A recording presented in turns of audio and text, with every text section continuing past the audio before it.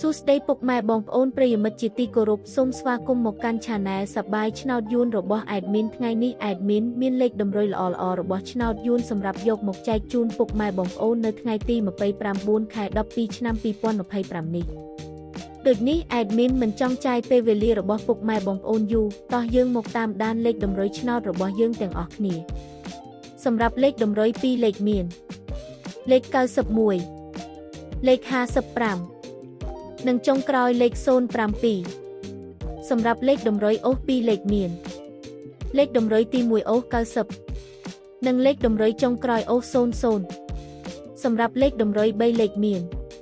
5411គុណនិង027គុណសម្រាប់លេខតម្រុយថ្ងៃនេះ Admin សូមជូនពរឲ្យពុកម៉ែបងប្អូននិងប្រិយមិត្តទាំងឡាយជួបតែសំណាងល្អទាំងអស់គ្នាហេងមានលាភមានជ័យ